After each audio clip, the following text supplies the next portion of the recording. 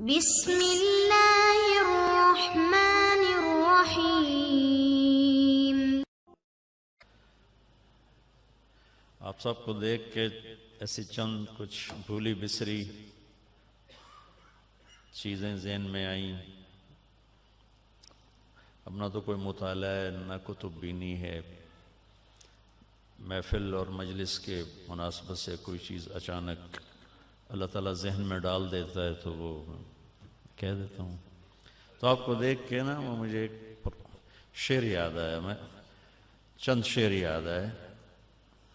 میں تمہیں ڈھونڈنے یادوں کی کھلی راہوں پر، میں تمہیں ڈھونڈنے یادوں کی کھلی راہوں پر خشک پتوں کی طرح روز بکھر جاتا ہوں۔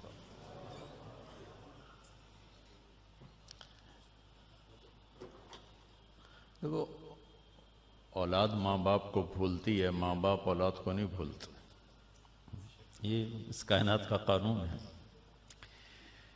پھر ہم نے ایک بزم تصور سجائی ہے، پھر دل میں ایک کھوئی ہوئی یاد آئی ہے، وہ دن کے جنہیں لے گئی تھی گردش حیات، جانے کہاں سے انہیں پھر ڈھونڈ لائی ہے۔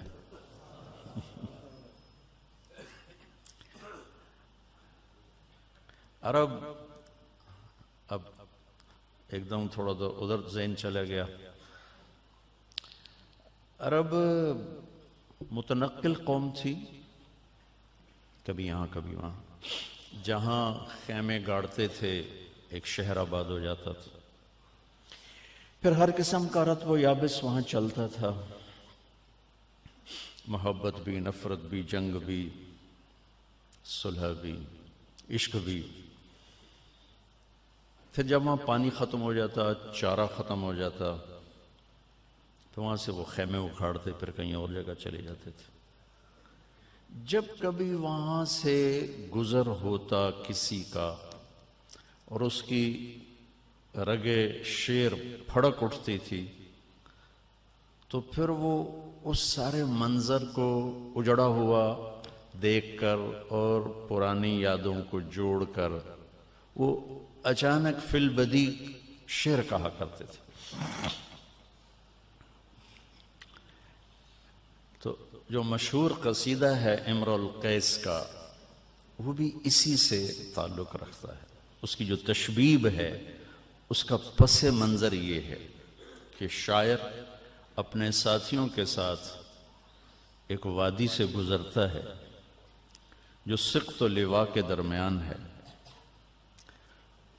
تو جب وہاں سے وہ گزرتا ہے تو اسے اچانک یاد آتا ہے، اچھا یہاں ہم تھے، یہاں عنیزہ بھی تھی، یہاں میں بھی تھا۔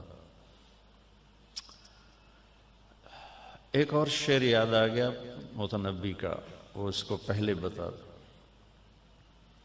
اسی پس منظر میں میں آپ سے کہا کرتا ہوں کہ شریعت کو جاننے کے لیے 4 چیزیں میری رائے کے مطابق: ایک قرآن، ایک حدیث پاک، ایک سیرت، اور ایک تہذیب عرب، تاریخ عرب۔ تاریخ عرب کا بھی بالواسطہ بہت گہرا تعلق ہے شریعت کے ساتھ۔ تو متنبی ان یادوں کو یوں بند کرتا ہے: فَدَيْنَاكَ مِنْ رَبْعٍ وَإِنْ زِدْتَنَا كَرَبًا فَإِنَّكَ كُنْتَ الشَّرْقَ لِلشَّمْسِ وَالْغَرَبَ۔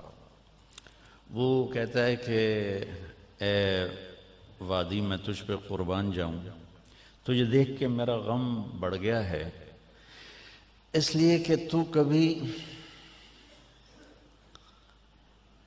یہاں مشرق اور مغرب تھا سورج کے لیے۔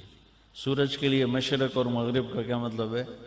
کہ محبوب یہاں تھا، اس کا خیمہ تھا، جب وہ خیمے میں داخل ہو جاتی تو مغرب ہو جاتی، جب وہ خیمے سے باہر نکلتی تو مشرق ہو جاتی۔